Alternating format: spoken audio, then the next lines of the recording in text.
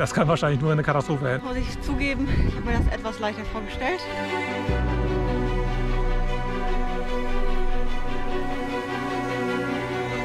Richtig geil. War steiler als gedacht.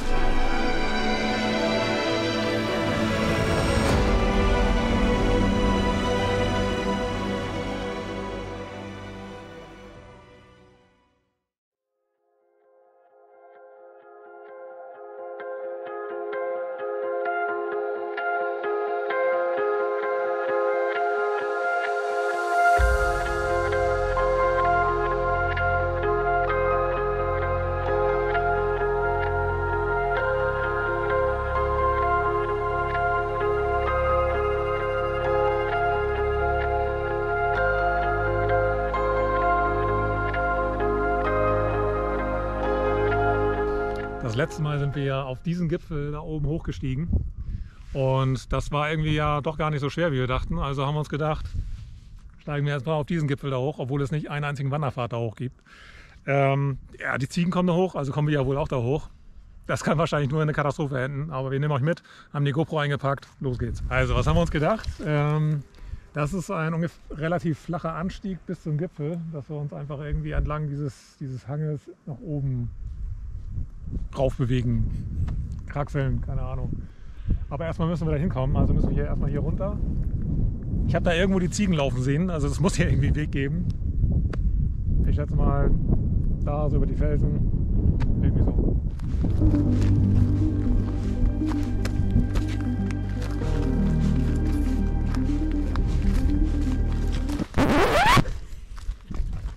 Scheiße, das kann ja schon gut losgehen. Ja.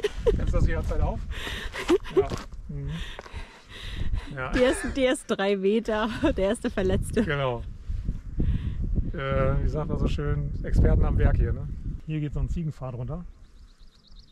Also das sollte nicht bedeuten, dass die Ziegen irgendwie... Weil das sind schon Kletterkünstler, ne? Ich glaube, die können das besser als wir. Das hat man ja auch eben gerade gesehen. Aber das sieht ganz gut aus, da kommen wir runter. Ich finde das cool. Das macht Spaß. Einfach irgendwo rauf, da oben, da wollen wir rauf. Finden das toll, gehen da hin. Gut ist. Was rede ich für einen Scheiß?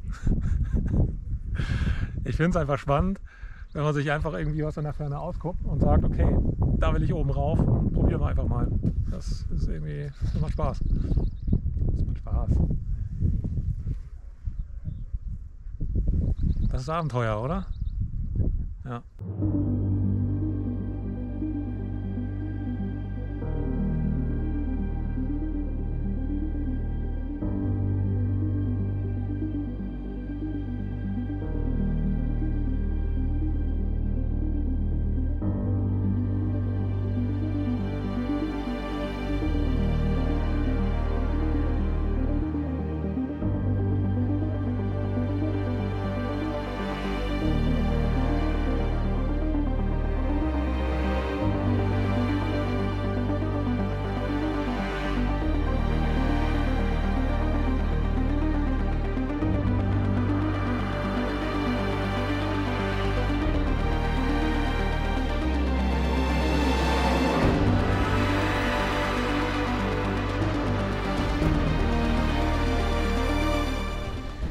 Also gleich zu Beginn muss ich zugeben, ich habe mir das etwas leichter vorgestellt. Wir haben jetzt so vielleicht 70 Meter und es ist ganz schön anstrengend. Diese braunen Wege sind übrigens die Ziegentrampelpfade, denen wir gerade so folgen. Ja, man erkennt die daran, dass sie halt irgendwie dunkelbraun sind. Und naja, am kleinen Ziegenknödel erkennt man sie natürlich auch. Übrigens hier auf dem Berg ist alles verkohlt. Also die ganzen Bäume, die hier stehen, hier muss es irgendwann mal gebrannt haben. Hier wächst irgendwie gar nichts mehr an keinem Baum. Ja, wir wissen nicht, wie lange es her ist. Auf jeden Fall muss es hier richtig dolle gebrannt haben, weil kein Baum hat irgendwie mehr Blätter.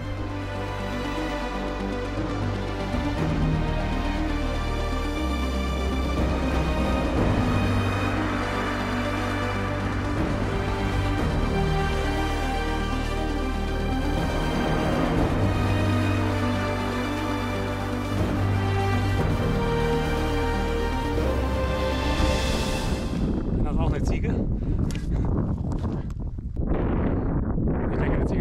auch. Aber eine Ziege würde das nicht machen. Die würde nämlich außen rumlaufen. Ist gut? Ja, richtig geil. Richtig, richtig geil.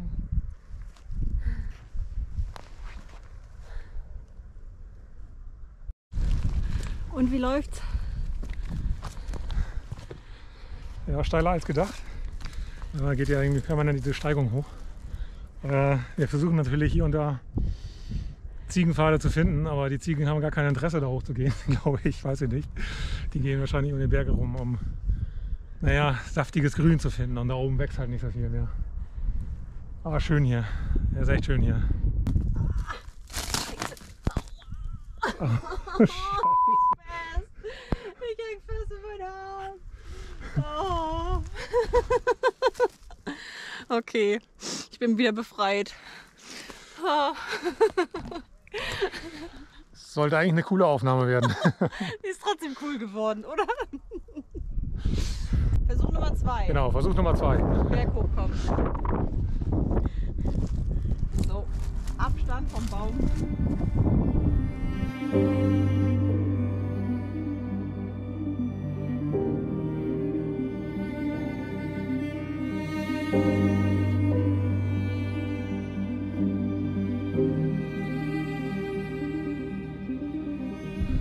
Findet die Ziege den richtigen Pfad? Also hier geht ein Weg lang und da geht auch noch ein Weg lang. Eins von beiden können wir nehmen.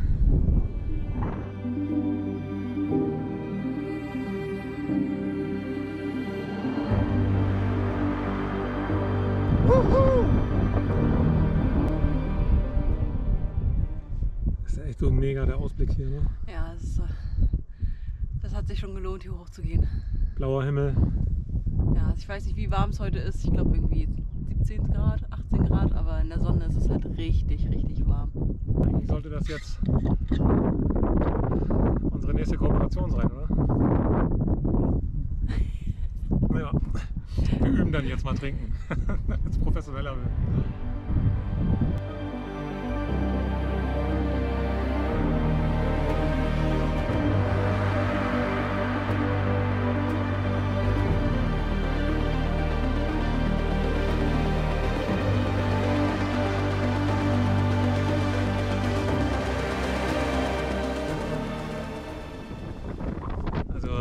Ganz schön steinig geworden hier. Also das obere Ende, das haben wir aber auch von unten schon gesehen. Da hatte ich mir schon gedacht, dass wir da ein bisschen klettern müssen. Aber macht Spaß, ist auch nicht so schwer. Wie man so schön sagt, oder wie es in den Wanderführern immer steht, mit entsprechender Trittsicherheit vorausgesetzt, kommt man da auch gut hoch.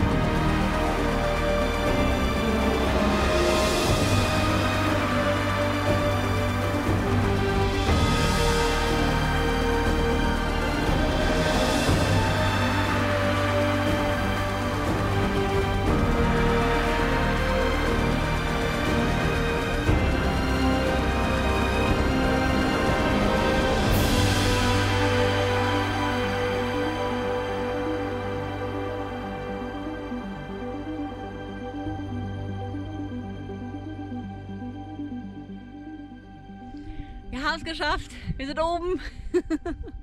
War zuletzt dann doch echt ein bisschen abenteuerlich, muss man sagen. So, da haben wir ganz schön geklettert. Und jetzt müssen wir da wieder runter, ne?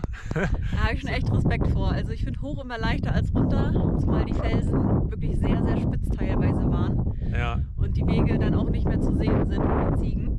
Aber es hat sich total gelohnt. Es ist hier eine mega, mega Aussicht. Man kann hier auf alle Gipfel irgendwie gucken, bis nach Flio wieder hin. Ja. Ist nicht ganz so hoch wie der andere, aber auch mega schön. Und ich freue mich jetzt richtig aufs Essen. Das haben wir uns echt verdient. Heute haben wir mal kein Snack oder so mitgenommen. Nee, weil wir dachten, ach, Stunde rauf und runter reicht. Ich glaube, wir haben mit 2 Stunden hochgebraucht. Natürlich noch mit Aufnahmen und so. Aber ist okay und dann schmeckt das Essen gleich nochmal so gut, wenn wir unten sind. Und ich glaube, die Ziegen, die schaffen schneller rauf. Und auch wieder runter. Aber die sind auch geübt. Ja, Ja, na gut. Erstmal, das war's. Tschüss. Nein, also nicht mehr im Video. Da wollte ich doch noch mal was dazu sagen. Das wollte ich noch mal zeigen hier, wo wir gerade runtergehen.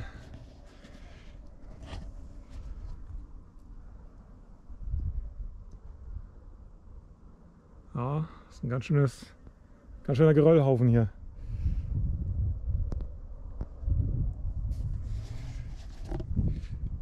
Möge die Ziege mit uns sein.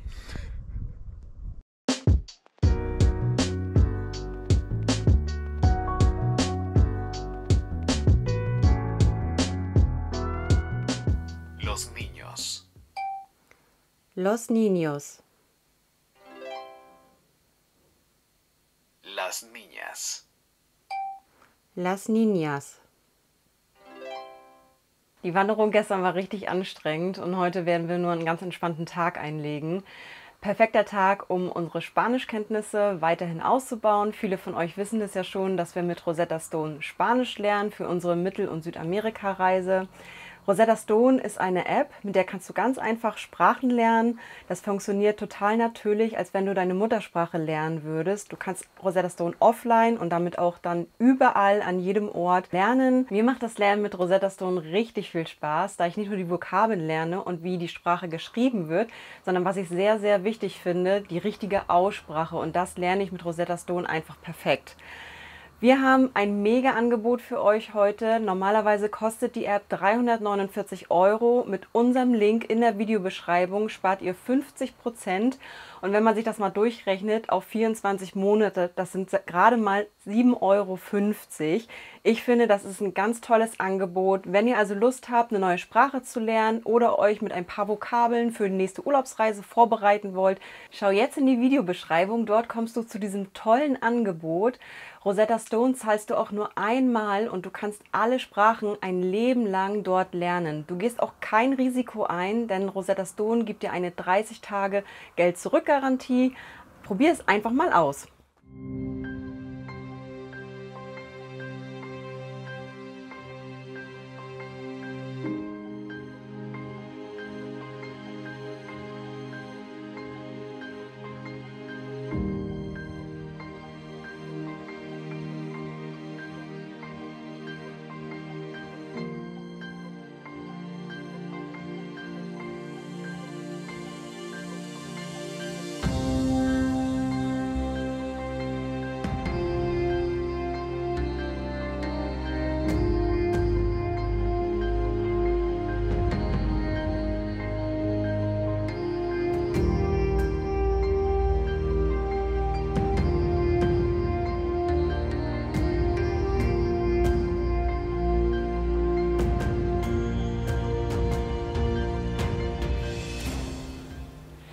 Wir sind heute in Mykene und zwar, um ganz genau zu sein, im Ausgrabungsgebiet von Mykene. Und zwar haben wir schon seit der Steinzeit Menschen gelebt.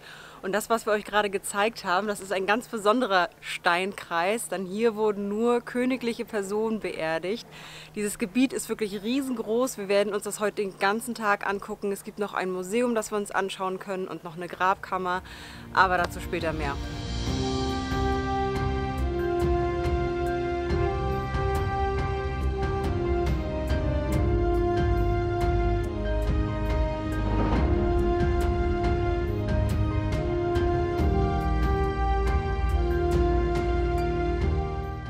Die Ausgrabungsstätte hier, die kostet bis Ende März noch 6 €. Danach kostet sie, glaube ich, das Doppelte. Hier hauptsächlich, also auf diesem Berg, wo dieser Tempel steht, es sind halt hauptsächlich nur Grundmauern, Reste der Gebäude. Also man kann jetzt kein Gebäude erwarten, in das man jetzt hier irgendwie reingehen kann. Und so ein bisschen fehlt mir auch so das Gefühl dafür, diese Zeit zu erfassen und wie das hier mal so ausgesehen hat. Da hoffe ich halt, dass wir im Museum, weil das ist mit im Preis enthalten, dann noch ein bisschen mehr darüber sehen oder erfahren werden, wie die Leute vielleicht ausgesehen haben oder was sie so benutzt haben, welche Gegenstände. Es gibt ja auch noch eine große Grabstätte, das kann auch nochmal interessant werden.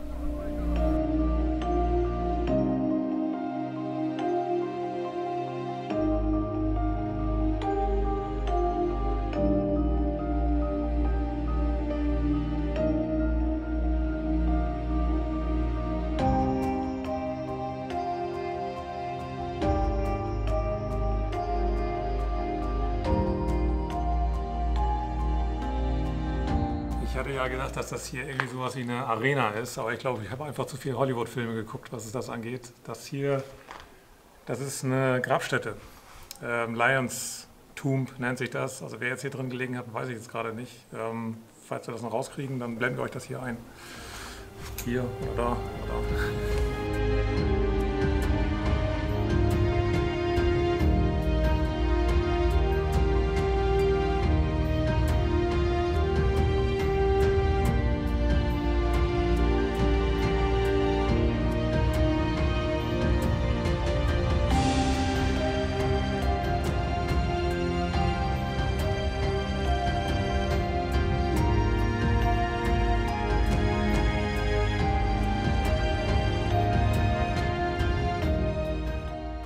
Also das ist hier so das Highlight, wie ich finde, von dem ganzen Rundgang und von den ganzen Ruinen.